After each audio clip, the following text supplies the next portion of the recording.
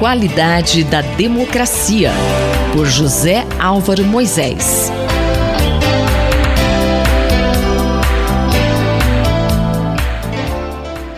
Professor, qual o tema da coluna hoje? A coluna de hoje repercute uma boa notícia. Trata-se da decisão da Câmara dos Deputados da semana passada, aprovando em primeiro e em segundo turno a prorrogação do Fundo de Desenvolvimento da Educação Básica, conhecido como Fundeb. Na verdade, a decisão fez mais do que isso. Tornou o Fundeb permanente, embora ele possa ser revisado a cada 10 anos. O Fundeb, na verdade, é o principal mecanismo de financiamento do ensino público no país, com recursos que são provenientes da União, dos estados e dos municípios. A decisão final agora depende da votação no Senado, mas há algumas coisas importantes que têm de ser consideradas para se avaliar bem o que os especialistas têm considerado como uma decisão histórica da Câmara dos Deputados. O Fundeb foi criado em 2007, quando começou com um aporte de 1% do governo federal. Mais tarde, um pouco durante o governo do PT, esse percentual subiu para 10%. E agora, pela decisão da Câmara, aprovando o relatório de uma deputada dos democratas, a decisão foi para 23%, em que 18% serão dedicados ao conjunto dos gastos, inclusive salários de funcionários e de professores, além de equipamento das escolas, e 5% só voltado exclusivamente para a educação fundamental básica, para atender as crianças em todo o país que não tem creche ou não tem escola. Os analistas, como os pesquisadores da ONG Todos pela Educação, consideram que com essa decisão da Câmara, em 6 anos, 17 milhões de novos alunos serão beneficiados, através da ação de 2.745 redes de ensino. Além disso, uma coisa interessante é que antes os municípios dos estados considerados mais pobres podiam ser beneficiados, mas agora, mesmo aqueles municípios pobres de estados ricos, como São Paulo, ou eventualmente Paraná, Rio Grande do Sul, também poderão ser beneficiados. Professor, o que isso significa? Isso significa que é um aporte extraordinariamente importante para enfrentar uma das questões mais importantes da educação brasileira, que é o da desigualdade. A decisão que foi tomada pela Câmara dos Deputados sugere algumas conclusões importantes. A primeira delas é que trata-se de uma vitória de todos aqueles que batalham pela educação no país. Enquanto o governo federal, desde o início do governo do presidente Jair Bolsonaro, revelou não ter nenhum projeto específico para a educação, e muito menos para a educação básica fundamental, os parlamentares mostraram que esse é um foco de extrema importância para o parlamento e que, portanto, vai haver mais atenção nesta área dos estados, dos municípios e do governo federal. A segunda conclusão importante é que se tratou de uma derrota da posição do governo do presidente Jair Bolsonaro. A proposta foi aprovada na Câmara por 499 votos e tendo apenas 7 votos contra da base bolsonarista. O governo queria, na verdade, bloquear parte do recurso do Fundeb para que não pudessem, por exemplo, pagar salários de professores e, eventualmente, usar uma parte do dinheiro para outros objetivos que não necessariamente ligados à educação. A Câmara não aceitou isso. A terceira conclusão importante se refere ao significado desta decisão do Parlamento para o enfrentamento das desigualdades que são tão fundamentais no caso brasileiro. A educação se constitui num recurso fundamental para ampliar as oportunidades daqueles que não são privilegiados e daqueles que, através deste processo, ao se formarem, ao se prepararem, podem se colocar no mercado de trabalho e podem se inserir na sociedade em condições melhores do que se não tiverem esse processo de formação. A educação, desse ponto de vista, tem um significado de libertação das desigualdades. E isso é um resultado muito importante do ponto de vista democrático. Convido todos os ouvintes a voltarem a frequentar a coluna na próxima terça-feira. Eu, Simone Lemos, ouvi o professor José Álvaro Moisés. A qualidade da democracia, por José Álvaro Moisés.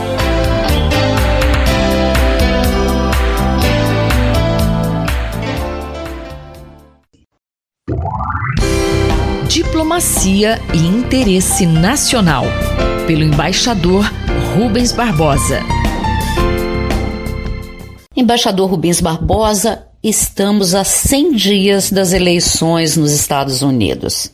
Como o senhor vê essa situação? A eleição presidencial nos Estados Unidos está adquirindo novos contornos. A influência da pandemia tem sido muito grande. Trump, que estava liderando folgadamente pesquisas sem um candidato forte de contrapeso, perdeu a liderança em termos de votação majoritária. Pela maneira como ele conduziu a pandemia, pela queda brutal do crescimento econômico, pelo aumento do desemprego e, mais recentemente, pelos efeitos das demonstrações antirracismo nos Estados Unidos. Nos últimos dias, o Trump tem procurado mudar de atitude frente a todos esses problemas. Passou a radicalizar contra a China, com uma escalada impressionante de ações, sanções, boicotes, contestações, fechamento de consulados chineses nos Estados Unidos e também, dentro de um cálculo político muito claro, para defender a hegemonia americana, colocou essa questão da China em primeiro lugar. Por outro lado, mudou também de rota. Não só passou a utilizar máscara, adiou a convenção, mostrando que respeita o que está acontecendo. Por outro lado, Biden ganhou consistência e passou a liderar as pesquisas em termos de votação majoritária. Há que se ter cautela quanto a esses números, porque o sistema eleitoral americano é diferente do brasileiro. Lá, os presidentes são eleitos em colégio eleitoral.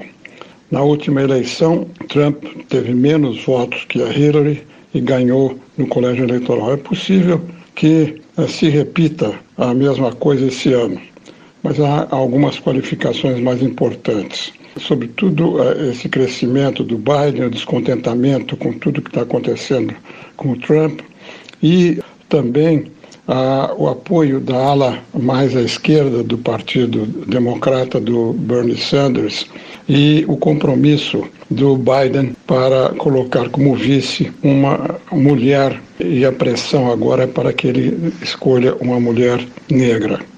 Trump, contudo, tem alguns cacifes ainda. A fidelidade partidária de Trump é muito grande e não é de graça que ele está acentuando as características de lei e ordem contra essas manifestações racistas. E a eleição, como na eleição passada, vai depender de alguns estados chaves, como de Michigan, Wisconsin, Pensilvânia, Flórida, Ohio, que são estados que mudam de lado em cada eleição. Embaixador, e o Joe Biden aposta em quê? A plataforma de Biden procura justamente alcançar os pontos vulneráveis de Trump. A prioridade é a saúde, a volta do sistema previdenciário proposto pelo Obama, a retomada da economia com preocupação ambiental, com redução do carbono e um tratamento duro em relação à China, mas não tão dramático como está fazendo o Trump. E em relação aos organismos internacionais, uma posição mais construtiva, com a volta de Biden ao Acordo de Paris, a volta à Organização Mundial de Saúde e o fortalecimento da OMC. É difícil fazer uma previsão hoje.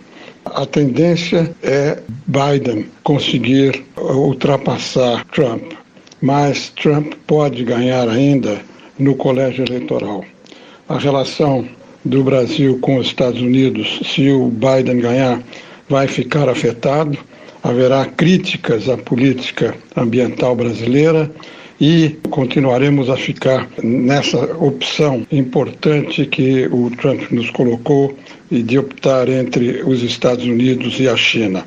Nós temos que optar pelo Brasil, como dizem eles, em primeiro lugar.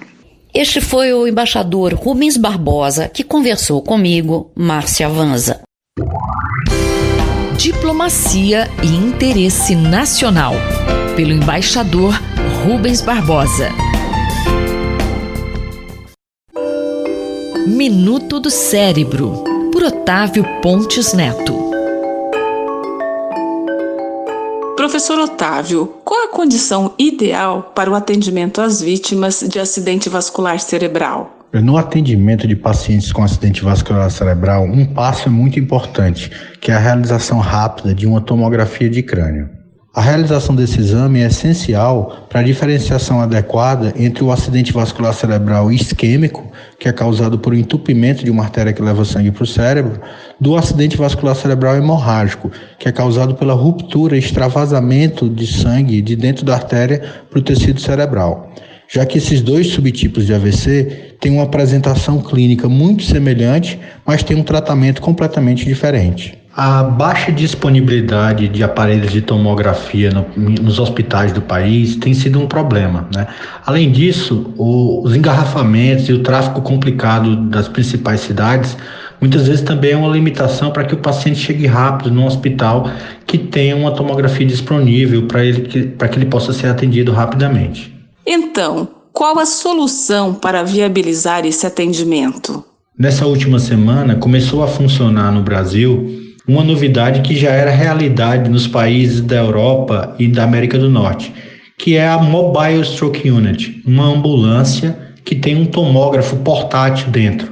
Essa ambulância, que foi comprada por um hospital privado em Brasília, tem um tomógrafo instalado no seu interior e é toda adaptada para levar para a porta do paciente os recursos de diagnóstico e de início de tratamento para os pacientes com acidente vascular cerebral. Estudos realizados nos Estados Unidos e na Europa têm mostrado que o uso desse tipo de recurso pode permitir o início da terapia trombolítica para AVC dentro da primeira hora do início dos sintomas, com resultados impressionantes na redução de incapacidade para esses pacientes.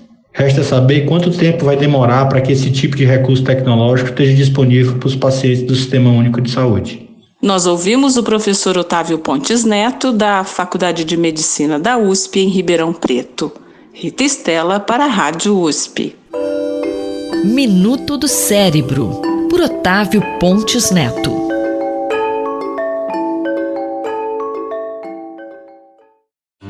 Doutor Bartô e os Doutores da Saúde, com João Paulo Lotufo. Dr. João Paulo Lotufo, vamos falar um pouco sobre os artistas, cantores que perderam a vida aí para as drogas, ainda jovens? Eu tive um programa numa rádio evangélica que se chamava Sexo, Drogas e Rock and Roll. Era um programa onde eu conversava sobre o problema de drogas e conversava sobre artistas que perderam a sua vida decorrente da droga. Então falamos de Jimi Hendrix, James Joplin, Elvis Presley, e por que não Elis Regina, Tim Maia, Chorão e vários outros. Era um programa bastante interessante. Já são 9 anos que nós não temos mais Amy Winehouse, artista considerada uma lenda atemporal da história de toda a música. E ela nasceu em 1983 em Londres, teve uma influência artística inicial do pai, que era cantor amador, e os tios, que eram músicos profissionais do jazz. E a gente vê bem no seu rock algumas coisas jazzísticas bem interessantes. Ela começou já na escola, já cantava durante as aulas e era repreendida pelos professores por cantar ali no meio das aulas. Ela é uma personalidade bastante rebelde e anárquica e, segundo os estudos, isso começou depois do divórcio dos pais em 1992. O pai era completamente infiel ao matrimônio e depois da separação, ela e o irmão e a mãe foram morar junto com a avó Cíntia. Essa avó cuidava das crianças em tempo integral, já que a mãe tinha que trabalhar. Amy integrou uma escola de artes aos 9 anos de idade e nela foi dado os seus primeiros passos na carreira. Infelizmente, pouco tempo depois, ela já teve dependência química severa e passou a consumir drogas aí já aos 14 anos, substâncias psicoativas bem fortes. O caminho dela a gente sabe. Ela iniciou suas atividades como compositora em 98 e depois como cantora em 99.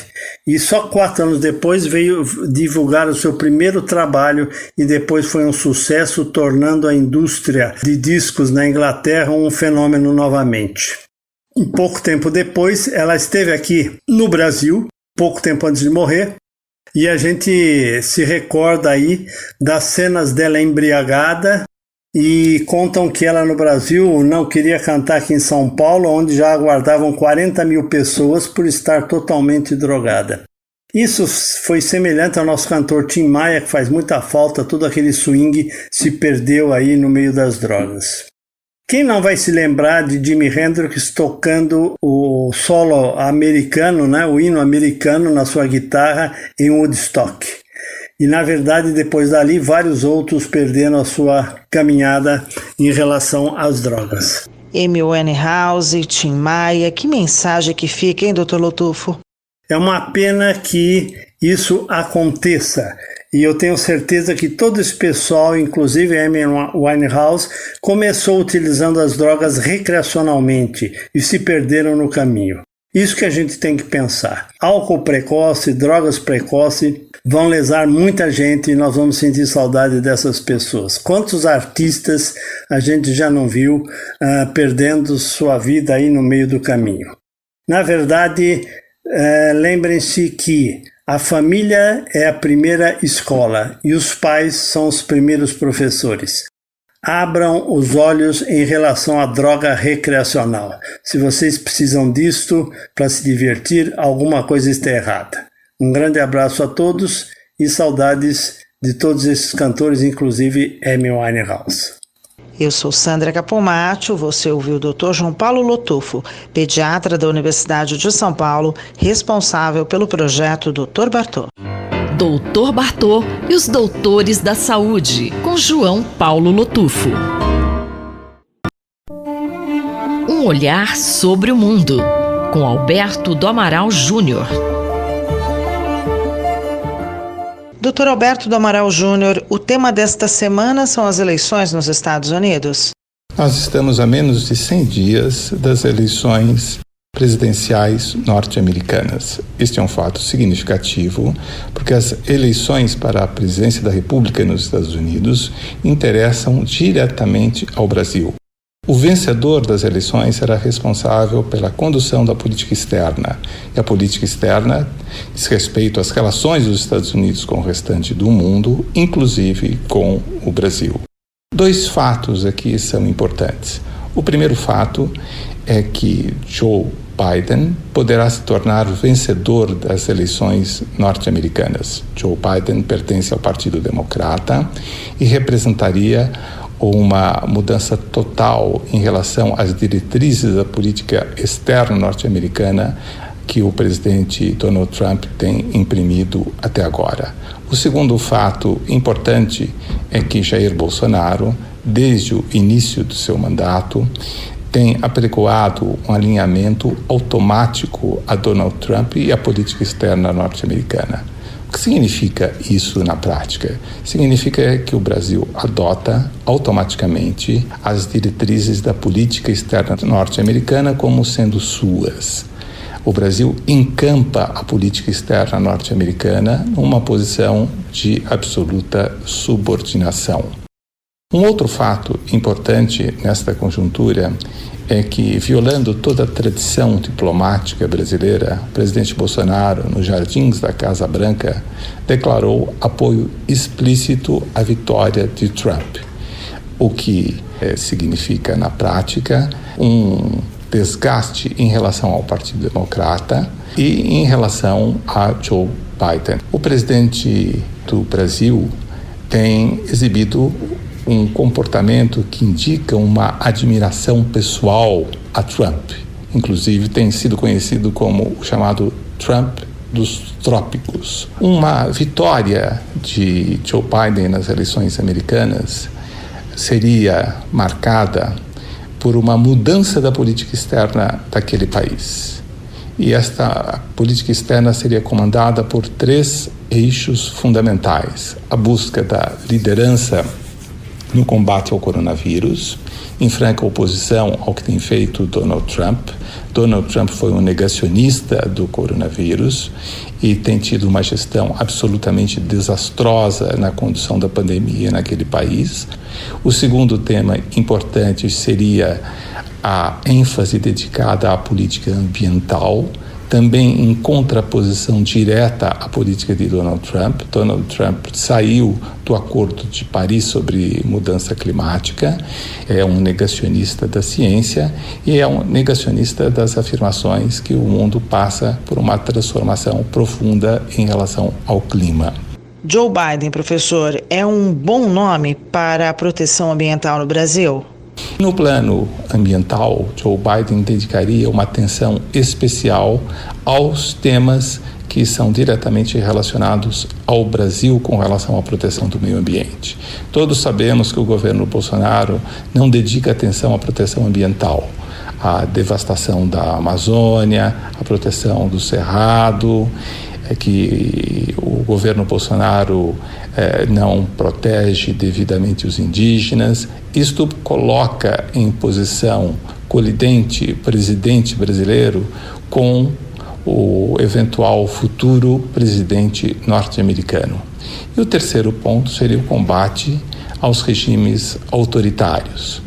E Bolsonaro tem exibido claramente atitudes francamente autoritárias, desrespeitando os poderes e a democracia, além de elogiar ditaduras ao redor do mundo. Seria interessante ao Brasil buscar uma aproximação com o Partido Democrata, porque os interesses brasileiros poderão ser diretamente afetados caso Joe Biden se torne presidente dos Estados Unidos. Eu sou Sandra Capomatto, você ouviu o professor de Direito Internacional Alberto do Amaral Júnior, da Faculdade de Direito da Universidade de São Paulo. Um olhar sobre o mundo, com Alberto do Amaral Júnior.